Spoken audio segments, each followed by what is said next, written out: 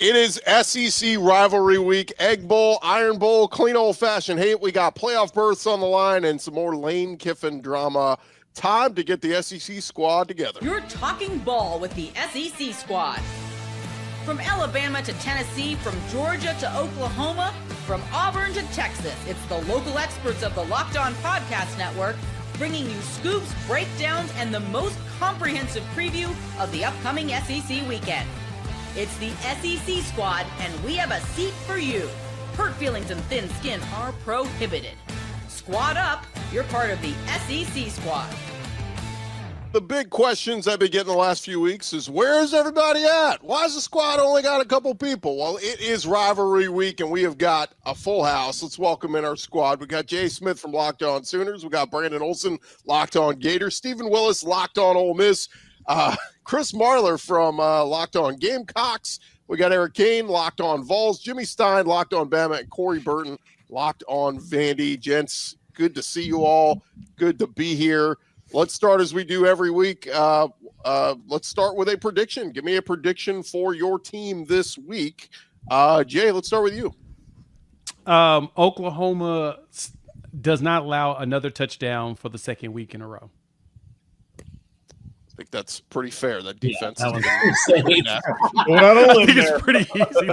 That was low-hanging fruit. Yeah. My prediction is Digo Pavi is going to show up. Yeah, basically. The LSU offense, I don't know. I don't even know how this is possible. It keeps getting worse, so I don't know how it gets worse. But yeah, I can't relate to that one at all, for sure. Definitely can't relate to that. Hey, Eric, remember last week when I was like, Tennessee hasn't held an SEC opponent to under 30 points. And then we got 11, so there's that. I mean, that just goes to show you how bad Florida's offense is. I mean, just I know. Just imagine when we get Lane Kiffin on Saturday. It's going to fix everything. Yep. Let me also remind everybody, today's episode brought to you by FanDuel. Right now, new customers can bet just $5. If your bet wins, you'll get $300 in bonus bets to use across the app. Download the app today. Brandon, you guys are playing a rivalry game. At FSU, they're locked in. Mike Norvell's coming back. First off, so happy about that. Good job. So happy. I've never been happier about coaching news.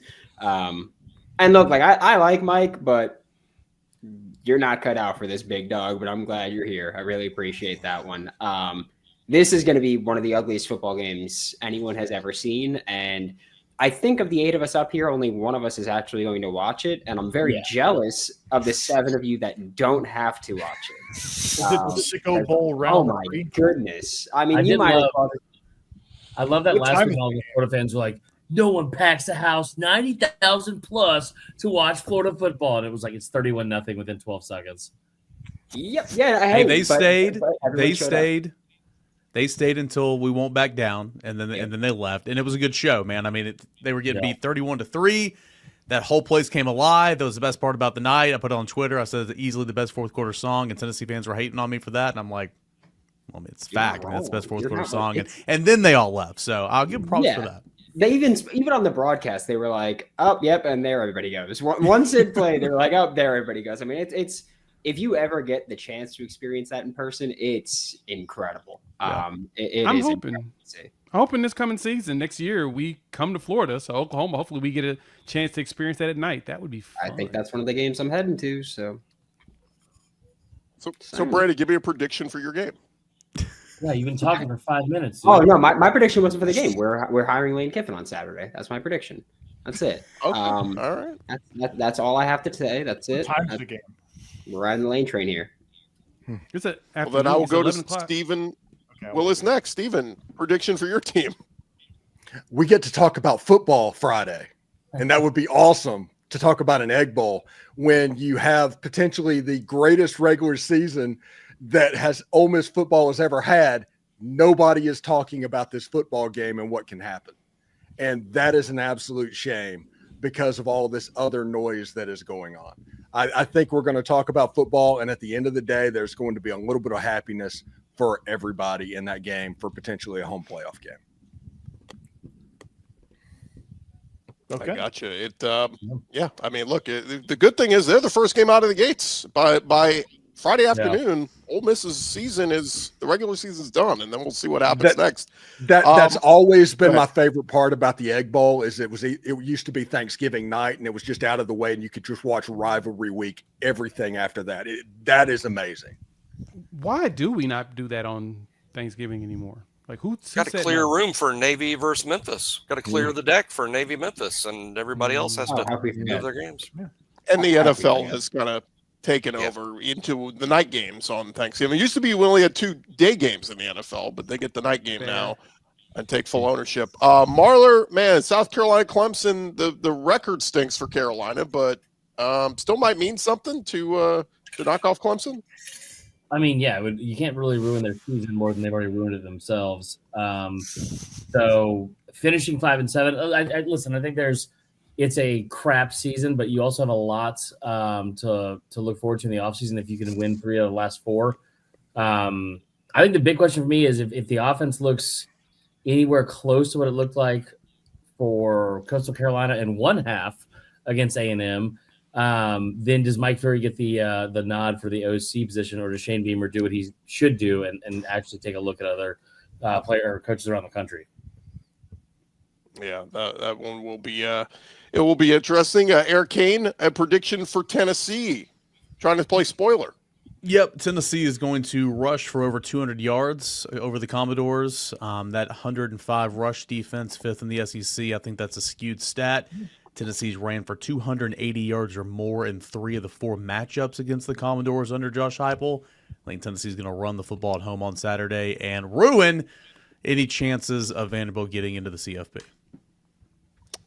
Corey Burton, I don't know why you and Jimmy switched boxes, but give me a prediction for I have no Vandy. control over that. He's trying to go over here and punch me in the face. Yeah, there we go. We got to Eric and I got to be next to each other. So, all right, yeah, I think Diego's going to go for over 300 again, and have a big night through the air, and that's going to lead to a lot of broken hearts at Neyland Stadium. So, yeah, there you go. It would be a monster win. Jimmy Stein, Iron Bowl. Got a prediction for Bama? Yeah, I think 2 things this game delivers. Not many upsets. People don't realize that. Whenever I hear a national guy say, well, when these 2 meet, throw out the record book, I know that national guy has no idea what he's talking about because the better team almost always wins this game. There are very few upsets in the history of the Iron Bowl. I don't think there'll be one Saturday, but I do think the Iron Bowl will deliver yet another classic fourth quarter. I think it's going to be tight. I think it's going to be some classic game with a name attached to it, whether it's the grave digger or the kick 6 type thing. I think it'll be classic, and I think it'll be close, but the better team almost always wins this game. Well, let's start there with the Iron Bowls. We're going to get into previewing some of these games. To me, I mean, this is the game of the week. If you could only pick one to watch, this would be the one for me because Florida FSU, man, that's all. you have Auburn playing with house money, like you got nothing to lose here, and you got Bama with everything to lose. If you win, you're going to Atlanta, chance at a playoff. If you lose, you're out. Marla, I saw you shaking your head. What do you think? I think Bama rolls them, dude. I think this entire idea. I love what Jimmy said, and I trust Jimmy more than I trust myself with most things, except for partnering with Luke on that podcast because that's a wild card for sure. I think the idea that we have said here, like everyone talks about the kick 6, everyone talks about 2019, these are all things that were like the craziest of anomalies that had to happen for Auburn to like eke out a win. We're allowed to say the A word. They got their ass beat by Kentucky. They got their ass beat by Oklahoma. They got their ass beat by Georgia. They got their ass beat by 3 other teams. Their biggest wins are close losses. Bama's a better team. I think the sky is falling from the Oklahoma game when they had Oklahoma beat them outright and deservingly so. But when you have 3 turnovers and a missed field goal and you have all those things, like if they don't play like that, which I wouldn't expect them to, I think that they'll be fine. Oklahoma's the best defense in America. So I don't think that Auburn, I think as good as they are from a roster standpoint, I don't think that Alabama's going to go in there and turn the ball over 3 times. And whenever you have to rely on, well, it's really spooky here at night, guys. It gets really scary here when the lights go down. Then that just makes it hard for me to take it seriously. And I know what the history is, but over the last 5 years, the history has been beating Auburn. And I think they'll do it again. I think they'll do it by 14 points. Does anybody like Auburn? This is shaping up to be an all-timer. I mean, If I like Auburn Auburn because I have to, because Auburn needs to clear Alabama out of the way. I mean, it's just all Yeah. blind hope. But So is Auburn. whether it actually happened, I don't think so. But I'm going to pick something with my heart right here, because if Auburn beats Alabama and Texas beats Texas A&M, a Manning and Derek Nix, the offensive coordinator that spent 20 years at Ole Miss, would be directly responsible for sending Ole Miss to Atlanta potentially. And Ole Miss doesn't want to go to Atlanta, but this would be the year that would happen. Man, I keep going back and forth on this one. And Jimmy and I, we did a preview earlier this week, and he had some pretty interesting, perspective on this. I just look at that Alabama offense. That guys has just not been great the last few weeks, and I just wonder if Ashton Daniels, who had a spike against Vandy, is there a Deuce Night wrinkle in here that they put him in? I wonder if this thing is in the 20s. I think that is advantage Auburn. Do you know who has the best defense in the SEC this year for yards per game? That'll be Alabama. Alabama's number one total defense. But I would admit, I tweeted that, and gosh, the Oklahoma people just filled my mind. They did not like that I tweeted the fact that Alabama's number one total defense. I've never said Alabama's got the best defense in the league. I believe that's Oklahoma. I've said that Oklahoma's got the best defense, but Alabama does lead the league in total defense. I think Alabama's got the second best defense in the league. Yeah. I think I meant it from mainly a numbers point. I agree with you. They looked great last week against Mercer, who was 9-1 in the FCS. Love making Georgia, but also the fact that this is the sample size you're giving with Auburn. It's a 2-game sample size, and again, I've heard Cam Coleman, I've heard Kendrick Falk. Those are really good players. They might be the best player in their position in the country for both those guys. You still got to get somebody that's going to get it to them. And you're talking about an offense that's like 76 in the country in third down offense. Alabama's one of the best teams in the country at that. As long as Bama doesn't turn the ball over, I don't think it's going to be close. Yeah, I agree with that. And to even add to that, Bama being number one in the conference in passing yards allowed at 148 against a team that now just named Ashton Daniels as the quarterback again, flip-flopping it, which I understood why they played Deuce Night against Mercer. You're still preserving Ashton Daniels' red shirt. So he plays this week. This is only game 4. He can come back next season if they actually want to do that, which would be probably smart. But at the same time, I don't know how he's going to fare against this Alabama defense. So, yeah, I'm leaning too heavily on Alabama just going ahead and dog-walking them this game. Let's do a moment of truth. Raise your hand if you're going to take Auburn in the upset at Jordan-Hare. We got one. Or you got to. Put your I hand have to. I just have to. It's got to happen. It's got to happen. I don't think it will. It's got to happen. Inject it in your veins. Kane Womack, belt to ass. Simple as that. Take the job at Arkansas right afterwards. Yeah. Let me push it a step further. If Bama gets to the SEC championship game, plays A&M or Georgia, whoever, and they lose, should Bama be out of the playoff with a third loss, or do you look at it and say conference championship runner-up is in no matter what? Oh yeah, they're in. They should be. To me, yeah. It only makes sense if they're right now in the playoffs, they win, and then they play in the conference championship. That should not be a thing that knocks them out because they were already in the top 12, top 10 basically. So. Yeah, no, that to me should not be a thing that eliminates you. You're playing an extra game, and you're playing an extra game against the other best team in the conference, the toughest conference in the land. Exactly. So, yeah. You will have some Miamis and Notre Dames and those schools saying we're 10-2. We deserve to be in. Well, they're wrong. They're playing a conference championship then. Notre Dame will be in. Notre Dame is in no matter what.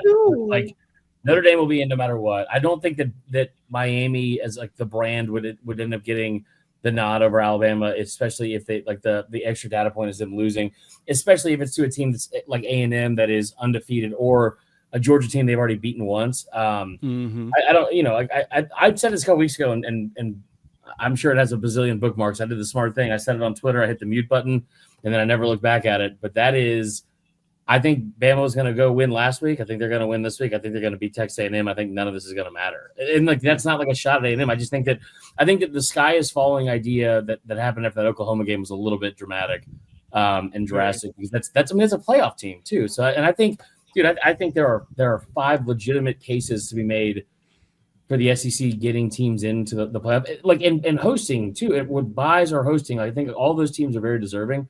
And dude, if Vandy goes 10-2, like I don't think there's a path for them to get in this weekend. With their only losses at Alabama and at Texas. If you'd have told me a 10-2 SEC team doesn't make it with 2 road losses to Alabama and Texas, that's insane to me. Especially with a Heisman guy at quarterback, it's nuts. But at the same time, when you look at the field, like, well, who should be out? You know, who are you kicking out to put them in? It's hard to sit here and it probably doesn't do like a lot of good to look back at last year and compare it, because there's 2 different years, and like you just said, like there's really good teams I think from each year. But I thought last year, I thought Ole Miss at 9-3 was like one of the most deserving teams, and would have been awesome to see in the playoff against like those types of games, and scheming up against those types of defenses. This year you look at it and like you can use the same argument, like, yeah, listen, they're 10-2 and they have but like the argument against us, well, who's our best win? I don't know, who's our quality losses, and that's not a great argument to have. But that's all we're doing for Notre Dame. Like that's all we're doing for Notre Dame is that, like, well, they had 2 really close losses, and because that helmet's really gold and shiny, they're going to get in. Mm-hmm. Yeah, my hot take on that is that Vanderbilt has a really nice shiny gold helmet too. So. Yeah, agreed. They got to take the knee off, dude. Very good point. My hot take on this though is that if Bama goes in, knocks off Texas A&M, and BYU knocks off Texas Tech, that Notre Dame gets slid out. Ooh. All right. Well, that's a scenario. We will see. Just remember, committee, that stupid committee up in Dallas, led by Hunter Yurachek, 6'7". That was unreal. Just remember, who have you beaten? They never ask that question. They always go to losses. Who have you beaten?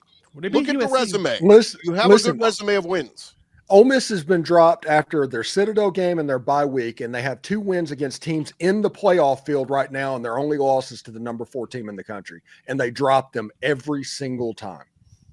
Yeah. Well, Ole Miss should be ahead of Texas Tech and Oregon, in my opinion. And I don't really have a dog in that fight, but Ole Miss should be ahead of both. The Texas Tech thing made sense. We talked about it in the group. I thought it made sense then because it's like FCS was a ranked team. But dude, like that, the Oregon thing is mind blowing because they have 1 win against a ranked team, and it happened this week. And they're like, no, dude, look at the metrics. And real quick, Gordy, I know you're trying to go to break, but I'm not going to let you. The idea that the FPI, we're going overtime. We talk about the FPI all the time. And it's like, oh my gosh, it's so stupid. Look at the FPI rankings. That's the same group of numbers that puts together strength of record, strength of schedule, and all the efficiency metrics for that the playoff committee is looking at. And we're like, no, that makes sense. You said Notre Dame's the 5th most efficient team in the country. I know what goes into that and what that means. That makes total sense to me. All right. Well, we will get into more of the games here on Rivalry Week. This is the SEC squad. More squad talking ball next. And another thing. First, I want to remind you guys, it is our friends at FanDuel. The NBA is rolling along. You've got action every night. Look, it's rivalry weekend. There are all those games up there at FanDuel.com right now. And look, even if you miss the start of a game, you could jump in. They got live bets. FanDuel's got everything on there. You can combine live bets. You can do same-game parlays. Look, I like to parlay some of these upsets. You like Auburn to win the Iron Bowl? Why don't you parlay that with, I don't know, take LSU to beat Oklahoma, or take Vandy to lose to Tennessee. Why are you just naming No. Don't do that. Don't do These that. might be take that. That's fine. These might be bets you like up at FanDuel.com. And right now, FanDuel is giving new customers $300 in bonus bets when your first $5 bet wins. So head to FanDuel.com, get signed up, play your game with FanDuel, and of course, they are the official sports betting partner of the NBA. Be like Brandon Olsen. Be like Corey Burton. Get in there and sign up at FanDuel.com today. All right, gents, as we roll back on here, the squad talking more ball. And, Steven, I'm going to go to your Egg Bowl. I mean, look, all the Lane Kiffin talk, we'll touch on that in a second. But give me a football perspective. How much does Mississippi State scare you? Jeff Lebby, they're playing for – they know if they win this game, they're going bowling. Yeah, the one thing that scares me is there's nothing more dangerous than a five-win Egg Bowl team going into that game. The weirdness happens more often than it doesn't. But Jeff Lebby and Mississippi State's going to try and exploit Ole Miss's secondary and try and make some explosives. If Ole Miss can keep that down, they're going to be all right because they're better on the offensive and defensive line than Mississippi State. And generally in the SEC, if you're better on the offensive and defensive lines, you're going to win the game more often than not. It's do you guys think there's any of the lost focus, right? All the distractions of Lane Kiffin, does Ole Miss come out not as focused and this is a close game? I mean, I honestly don't think so because, again, like you can't – in this era, you can't ignore the outside noise. Like, this is nothing new. Now, I understand your head coach is literally everywhere, and everybody's talking about your head coach and this and that. But, I mean, you see this stuff. You can't escape this stuff anyway. Also, like, Steven, I saw some of the Ole Miss players tweet, like, we live in such a weird drunk time, and it's awesome if you're not a part of it. But, like, you have the players like, oh, no, fans, we're focused. We're ready to go. Like, we're in. It's so bizarre, man. It's weird. Like, I don't know. Like, I don't think they're going to be bothered by it, but I did think those Twitter posts were just a little bit like weird. Like, of course you are. I mean, like you're a young person. You're playing football. It's a weird situation, obviously. A young person on social media. Yeah, one of the players left the quotation marks in the Chat GPT dash in that post as well. So yeah, I totally wrote this. Yeah, this is definitely 100%. From the players. We're right now, as we're recording this, guys, and this will be out Thursday afternoon, so maybe we have some clarity, but maybe we still don't. But what's the gut feeling on you guys and where Lane Kiffin is headed? I think he's staying. Me too. I don't know why. Steven, why? Again, I'm on the outside looking in. Like, why would you come out with your AD and say, yeah, we're going to let everybody know what the future plans are Saturday or like whatever, like only to be like, hey, I'm going to Florida or I'm going to LSU. Again, like maybe a decision's not made yet, but I think at this point, like if he stayed at Ole Miss, I would not be shocked whatsoever. The counterpoint is if you were going to stay, why say we're going to make the announcement after the Egg Bowl? Yeah, because he could have signed it immediately, and they would have went out and won by 40 points. Then we wouldn't have a conversation about they might be distracted by an announcement coming out. The ultimate troll. Loves the attention. Listen, LSU has been supremely confident in this. Florida has been unreal confident in this. And today, the only thing that makes me even question whether or not he would say or not, as we record this on Tuesday, today was like a nuclear bomb went off on his public image. And so there's an extension on the table right now, right? Yes, he could sign it at any point. Any point he could sign it. Every other coach has signed their extension, right? That's he enjoys trolling, man. Yeah. Like I could totally still see him like going back after he's just trolling for the season. He's just laughing hysterically. The problem with that is these guys think I'm leaving. He has alienated nearly everybody that surrounds Ole Miss, including the money people. And whenever you're coming back and you're thinking about coming back, you ideally would not alienate the money people whenever recruiting is a concern of yours and everything is about paying money for recruits. So that's the one reason I think this is not 4D chess that people like to talk about. But he is so whimsical and so emotional. Nobody can 100% this one way or another. You just can't. If anybody is absolutely certain this is going to happen, I don't believe that person. They lose credibility in this. Brandon, real quick, Florida fans think you're getting them, right? Yep. And Marler, you're close to the LSU situation. What are they saying? It's a done deal. I love it. I mean, but listen, here's I will say this: every person that I have talked to has been very spot on with everything that has happened in Baton Rouge for a very long while. And maybe he doesn't. I think he's got an option for all three on the table. I think my biggest thing is if he stays, like I don't think the like rebuilding the bridge that he's like burned with the fans is a big deal because winning cures all anyway. Like that's not a big deal. I've seen a lot of stuff like on social media, which is like the furthest thing from the truth. It just so happens to be with this coach that's like where he lives constantly because he loves to kind of like stir things up. But I think that one of the things I saw from like an Ole Miss side, and it was like he's going to have to repair this relationship with the fans. No, he's not. Like his job is to go win football games. But he is, Chris. And what I'm talking about and what they're talking about is he could do absolutely anything he wanted in Oxford, Mississippi. He was a king-like figure in Lafayette County. Now he can come back and winning will cure, but the best he's probably going to be is a transactional coach where you just want wins. You'll never get back to that. That's what they're saying. But Ole Miss has never been that. So it's like having that in place and going to the playoff is like, I think it's short-sighted from a fan base perspective to be like, And I get it because, like, listen, fan is short for fanatical or fanatic. Like, we all get it. And it would probably happen at most places if he had been like this open, like stringing people along. But the bottom line is to win games. And so, like, if he comes back and you win 11 games next year, people aren't going to care about what happened this past offseason until the Bama job comes up. Well, and you say come back. What if he just stays and they go on a deep playoff run? They'll buy back in 2 weeks. No, there's no chance. He hurt their feelings. No, it would be transactional. And the first time he goes for a 4th and 12 on his own 35-yard line in the first half, people are going to ream him over that. Yeah, he's going to do it. I'm just saying it's going to be different. I'm not saying he's not going to be able to survive. The funny thing to me, the funny angle in all this, I got to know Lane pretty well in his 3 years at Alabama. Everyone trying to predict what the most unpredictable person in college sports is going to do. Yeah.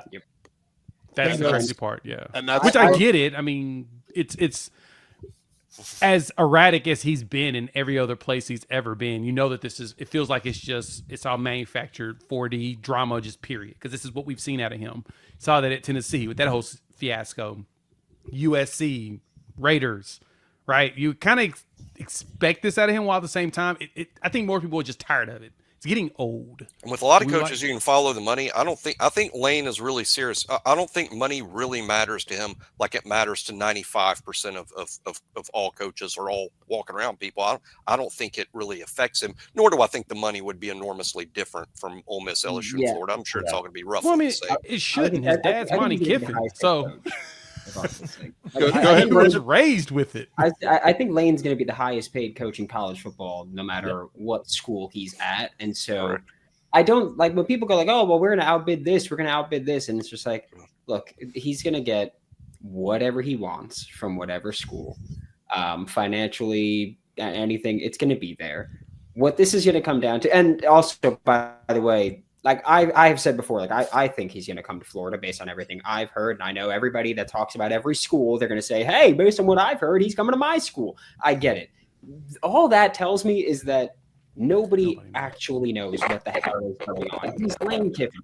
The only thing that tells me is that we don't know what he's going to do. And look, one side is going to be right? Like if he comes to Florida or if he comes to LSU, that side's going to get to go, we told you the whole time he was coming. We knew it all along. Well, guess what? Even when you were saying that, he didn't know it. He didn't know. They didn't. Yeah, like, exactly you were saying right. That, you didn't know. Hold on. And Breaking news from Pete Nakos. Pete Nakos just tweeted that he has a deal in place and has just signed with your mom. Boom! Roasted. we will leave that there on that stupid note, and when we return, we'll get into some of the football happening this weekend. With Diego Pavia's mom? Hey, look, the holidays always feel a little bit easier when you already know the perfect gift. Maybe you got a dummy like a friend, like Chris Marler, and you want to make the perfect gift for them. Omaha Steaks, they make it too simple. Whether you're treating yourself this season or sending something memorable to family and friends, Omaha Steaks delivers handcrafted perfection right to their door. And this week is the best time to jump in because their cyber sale is here and the deals are huge. Look, I'll be real with you guys. I got Omaha Steaks a couple years ago. I absolutely love them. They are great on the grill, easy to cook, flavor to perfection. I love Omaha Steaks. If anybody wants to be a good friend, you can shoot me some Omaha Steaks this holiday season. You can save big on unforgettable gifts with Omaha Steaks. Visit omahasteaks.com. Get 50% off site-wide and an extra 20% off select favorites during their cyber sale. And then also for an additional $35 off, use our promo code COLLEGE at checkout. That is omahasteaks.com, promo code COLLEGE. Terms apply. See their website for details. All right, gents, we got a few other games we want to get into, so let's get this train kind of back on the tracks here. Corey, some clean old-fashioned hate. You've got some ties to some folks at Georgia Tech. They're both ranked. Georgia's ranked. This game went 8 overtimes last year. Do we get another close nail-biting game? I don't know. Coming off that Pitt game for Georgia Tech was that was kind of a pitiful showing there, especially for Tech's defense. Georgia's, as Steve likes to say, a rolling ball of butcher knives at this moment. So I don't see that game going into an 8 overtime thriller, no matter what Buster wants to do. I think they're going to have an admirable day offensively, but I think in the end, Georgia is just going to wear them down and beat them in the second half and we're going to look at this game going, what happened to Georgia Tech? So that's kind of my feel on that. Gunnar Stockton, I think, is going to have a big day for them. Frazier, Bowens, as a running duo, are going to have a really nice game along with Zachariah Branch. So everybody else feel good about Georgia? Go Jackets. Yeah, I think I don't Georgia want goes ahead and closes this out. to. I really don't want to, but yeah. I mean, I think the offense is going to put up good numbers, which for Georgia Tech, that's all I really care about is their offense. I care about their defense, but how bad would it look for the SEC if Tech put up something like they did last year? And like, because it doesn't matter for Georgia, like the Hayes in the barn for them getting to Atlanta or finishing the SEC like where they are in the division, but like, or like a, what do you call it, the standings? I don't think it'll matter that much because Buster has so much familiarity with that scheme because he was on that staff for 4 years. So I think you take that into consideration. You kind of expect it, right? It does feel weird to think that 11-1 Kirby Smart-led Georgia team could not play for an SEC championship. I mean, that's wild. That is wild. But so many teams, man. You can't lose head-to-head to Alabama, so you can't do it. If they drop the game against Georgia Tech, are they in danger of not even hosting? They're not in danger of not making the playoffs. No, they'll make. No, I think they're in. They're in. They're seeding. They might have to travel, but that's about it. They could lose to Georgia Tech and get in the SEC championship game. That could happen. With a chance to have, I don't think it will. I do think that they drop them. I think they drop them a lot if they lose to Georgia Tech. That's a game they gotta win. But Georgia Tech might be a playoff team themselves. Let's get to the night game tomorrow night. The night game tomorrow night is the showdown, Lone Star Showdown, A&M versus Texas. Gosh, man, I mean, A&M, I keep saying they keep winning, and yet they still don't get the respect. And this week I've heard everybody and their brother is saying they think Arch Manning and Texas are going to beat them in Austin. And I'm like, A&M, if we keep doubting them, will they keep answering and keep winning? So where are you guys on this one? I mean, isn't Texas the greatest team ever created to ever happen to the SEC and the God's gift to college football in the South or whatever? I mean, that's kind of basically the way that everybody's glazing them. Though. they're glazing them that hard when it comes to that. I do think that A&M should get more respect for the fact that they actually went undefeated. Granted, everyone they played was on the right side of the top 16 in the SEC. So it's not like they actually had that much of a quote unquote gauntlet to deal with, but at the same time, and Oklahoma did? Wait. Yeah, no, they did. But so that's like my thing is like they were able to still execute all the way through. That Vanderbilt game was big. That South Carolina comeback, which I can't believe that happened. Still can't believe Shane Beamer still has a job after that, but I digress. Let's talk about it. Why don't we respect them? I guess is my question. I think there's five SEC teams may make the college playoff with Vanderbilt unjustifiably on the outside looking in. Yeah, come on, committee. A&M has played none of them. Come on. A&M has played none of them. Jimmy, they haven't played an SEC opponent with a winning record this year. They have played their combined record in the conference play is 11-39. You talked about earlier how all these fans got real mad at factual numbers. I did this yesterday. I was like, hey, guys, this is kind of crazy. And people were like, you know what? Shut up. Your dad doesn't love you. And I was like, yeah, we know that. Okay, what do you want me to do about these rankings? Like 11-39? Dude, they have played 7 games and all 7 teams are in the bottom 8 standings. How's that possible? Texas is the best SEC team A&M will have played. Yes, they are. If Texas wins that game, how far does A&M fall? I don't know, but transitive property, Florida is better than Texas because Florida beat Texas and Texas A&M beat the crap transitive out of property. Florida. All right, Tennessee. Go ahead. There you go. But I'm just saying it's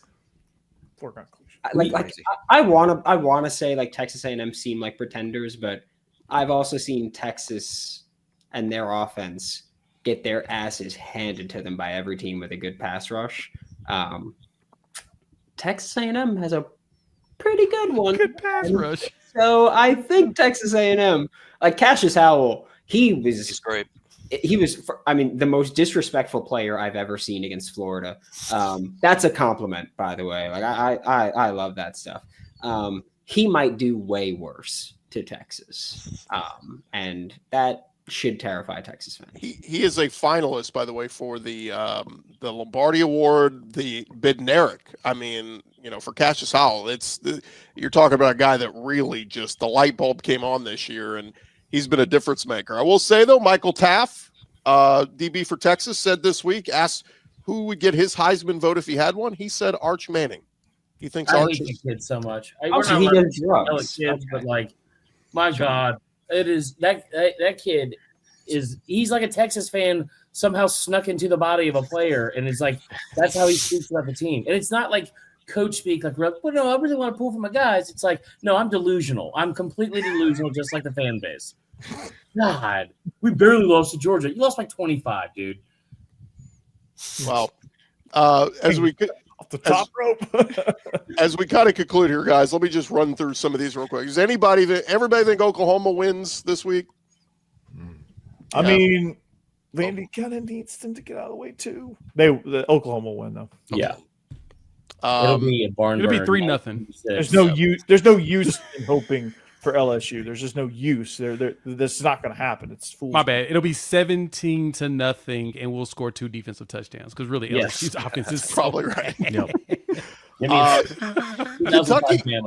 Kentucky, Louisville. Louisville keeps losing, and then their best receiver is going to be out. Mark Stoops at Kentucky. They got humbled last week, but this is a rivalry game. It's at Louisville. I think Kentucky gets their 6th win. What do you guys think? They do. Or their 7th. Like the. Oh no! I'm sorry. All right. They're gonna go 6-7 this year. No. Yeah. I think they go bowling. I think they can get that win against. There we go. Louisville. I did see that. Did you kick him out? I did see Mark Stoops said earlier this week Cutter Boley is coming back next year, so that's already. Where did he go? To the transfer portal. Who's going to pay him? I'm curious to what school is going to actually pay him to leave. Get to know LinkedIn. Oh. Clemson, South Carolina. Anybody want to take? Are we taking Clemson or taking Carolina? Carolina, and all of you better agree. Yep. Yeah.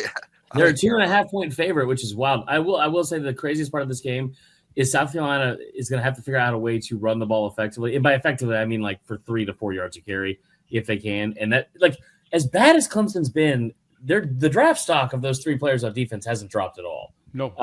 But they are a defense that's able to get got. And I think that it would just go a long way if Beamer could, get some momentum rolling for next year's 7-5 season. If he can finish off with a win here against Clemson. Are they going to forget to set the quarter clock? Are they just going to leave it on 1 the whole game so that he thinks he's in the first quarter? This might be the last game we see Lenore Sellers too, guys. Thanks, dude. Let's talk about that. He's going to Kentucky. He's going to NFL draft. Replace Cutter Boley. Vanderbilt, Tennessee. I'm so torn here because matchup. I'd love to see Vandy win, but man, in Knoxville, Eric, I feel like Tennessee's going to get this done. I was going to say, you have the 2 hosts for these shows. Are you just going to gloss over this game? I mean, Vanderbilt's got the biggest game in program history for me. About this game earlier. The first time ever, if we can win this game to get to 10 wins, it'll be the first time ever. Yeah, I think Diego Pavia is obviously a problem. I think he's a really good player. It's not just him. I think his skills a whole lot better this year. Not just Eli Stowers, who's fantastic. Defensively, kind of hit or miss. Like they've given up 30 points or more in like four games, I think. Like I said earlier, I think that rush stat, they're 5th in the SEC, getting up 105 yards a game. I think it's a bit misleading because a couple of the offenses that actually run the football well, like Auburn and Missouri, just ran it all over them. I think Joey Aguilar can throw it all over that defense, just like Diego Pavia is going to throw it all over Tennessee. I think Joey Aguilar can have a field day through the air. But kind of going back to what you said, Gordy, playing at home, it's senior day. I mean, it doesn't matter, like, typically Tennessee owns a series, right? But it's a rivalry game. Tennessee's going to get up for it, and that this crowd wants nothing more than to see Diego Pavia play like crap. So I like Tennessee at home, and it's unfortunate for Vanderbilt and Vanderbilt's fans because this has been a fantastic year. But Vanderbilt needs to win this game and needs to win it convincingly and needs help. Again, the overall storyline, I don't think they're going to get that. No, I don't think they're going to get a lot of help, but they just need to help themselves to even make the committee make a decision. I mean, I think you get to that precipice right there, and that you can say a lot about that. So, with Diego Pavi, he's electric as they come. Lately, there's a lot of momentum with this offense. They've become explosive. So you have two explosive offenses going at each other. Two of the best quarterbacks down the field passing 20 yards or more. I mean, the numbers are so similar, so good, elite. It's unreal. And no one would have said that about Diego Pavia at the beginning of the season, his downfield throwing ability. But here we are, because he's been a runner. He's been a short to intermediate passer, not much pocket awareness coming into the season. He's developed that over the course. And something after the third quarter of the Texas game, something clicked, and this offense has been on fire since. If Diego Pavia had another name on the front of his jersey, he would win the Heisman. He should be in New York. It'll be a crime if he's not in New York. He should be in New York. One of my buddies, big-time Tennessee fan, was like, didn't know you were locked on Vanderbilt all of a sudden. All you did was talk about Diego Paul. You called him a Heisman contender. I'm like, if he's not a Heisman contender, then what is he? What is he? 34 touchdowns. He's third best odds or fourth best odds on most books. And, of course, FanDuel. I mean, it's just, somebody said this the other day that it's the worst Heisman race we've had. It's because the people that like are talking about college football, especially on social media, are doing it the wrong way. Like it's Julian Saying, it's Fernando Mendoza, it's Jeremiah Love, and it's whoever the fourth would be. Like, it should be guys like this. Like, he should absolutely be in New York. And I tell you what's going to happen. They're going to put him up there like they did Stetson Bennett as like a gift to him. It's like he doesn't really deserve to be there or something. And he absolutely does. He should be like a front runner for the award, I think. And you know who should have been there that year instead of Stetson freaking Bennett, right? Hendon Hooker. BS, man. It's ridiculous. Spencer Rattler. He's got hurt. To Tennessee. The tough part is the people always fall into the best player on best team. And it's not what the Heisman is. It's what player encapsulates. If that team didn't have him, they would be nothing. Ohio State would be fine without Saying. I think Notre Dame would still be good without Jeremiah Love. Vanderbilt would be a 2-win team without. Would be Diego nothing Pavia. Without. So, and struggle to do so. And the cameraman would have nothing to pan to if he wasn't there. So it's like, what are we even talking about? His mom might still be there, but no, she everybody's talking about that cameraman was obsessed with her. It's like that cameraman's pointing his camera where he's told to by a producer. Dude, we need to talk about that producer. All cameramen, in my opinion, are total creeps. Every time they're in a sports game, it's like, all right, pan to blonde, zoom in. You're like, again, it's the director. It's not the cameraman. It is the director telling him to do this. SEC baseball games are the worst. I mean, that is the epitome. Yes. Real quick, show of hands. Who's riding with Vandy? Hey, I got some. Okay. I got some so about half of us. The other half going to go with Tennessee. I need this game like oxygen. Vandy being nearly a 10-win team going to Neyland Stadium. I need to see what that looks like. Might be the best game of the weekend. I think it's going to be really high scoring. I think both teams maybe in the high 40s. High scoring game. The over. Smash the over. The sad thing is, to Jimmy's point, like Tennessee's defense has played really well dating back to the Oklahoma game for the most part, and like it's just not going to matter. Like this game is going to be so high scoring. Both teams are in the hundreds when it comes to pass defense. So I mean, just throw it all out the window. Yeah. Real quick, guys. Just two more games, real quick. Mizzou, Arkansas. I mean, the ugly game. Everybody going to ride with Mizzou on the road? I guess. I think so. No, you're going to take Arkansas at home? I'll take Arkansas, I think. They have not won a game since I'm shocked. I could have swore that Petrino would have gotten a couple wins by now. I'm just shocked that they're winless. Eric, I thought they were like 4-7 a week ago, and so it's like they're 2-9. I was like, oh. I know, right? Like again, they score points. Like how in the world have they not stumbled into a win? Yes. Having said that, give me Mizzou. Yeah. Find ways to lose. Arkansas's last win came on September 6th against Arkansas State. Love you, neighbors. They were 2-0 at that point. And the last one, Brandon, Florida against Florida State. A closer? I mean, Mike Norvell can get to a bowl game with a win. Are we riding with FSU here? Okay. Brandon is speechless. Yeah, I mean, because it's a stupid question. No, I'm not riding with Florida State. I love you, Gordy, but no, I'm going to pick Florida. You'll never ride with Florida State. I don't care how bad and how boring this offense is and how inept this offense is and how badly they need Rugiet to get something going. I was wondering when my it's going to drop. goodness, it's bad. I refuse to pick Florida State here. It's just, I refuse to pick them. I refuse to bank on Mike Norvell, especially like the way he was such a little, not going to say it, after the game last year when he was like, don't plant that flag here. Stop somebody, win the game, do something. I don't care. I can't respect that. I don't respect that. I don't respect that conference or that fan base. And I hope the absolute worst for all of them forever. Thanks. Minus the Rugia drop there. Brandon gave me the same spill on our crossover last week. I just can't pick Tennessee. Won't pick Tennessee. Can't pick Georgia to win this game. Won't pick Georgia. Whoa. I picked Georgia. Okay, well, who was the other example then? You said somebody else. I was the closest one, you idiot. I picked Georgia. This isn't an I can't pick Florida. This is I can't trust Florida State either. Like I don't trust either of these teams. If I can't trust either of them, I'm taking mine that actually at least looks horrible, but plays people. You know. That's everybody else. We all Florida State. Yeah, no, Florida State. Last question, and we need a straw poll here. We got 8 of us. Raise your hand if you think next week Lane Kiffin is the head coach at Ole Miss. Raise your hand. Well, I'm the only one. Eric and Jay. Okay, so we got 2. Can we add the little caveat of will he be coaching them or like will he have announced a job elsewhere? Okay, if it does end up he leaves. Next season, where is he coaching at Ole Miss? Alabama. So we got 2. Alabama's actually been on my list of teams too, but we gotta wait. Raise your hand if you think next season Lane Kiffin is coaching at LSU.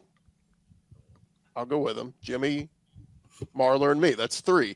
Raise your hand if you think Lane Kiffin is coaching at Florida next year. Brandon, Steven, and Corey. So 3-3-2. Wow. This is what about North Texas?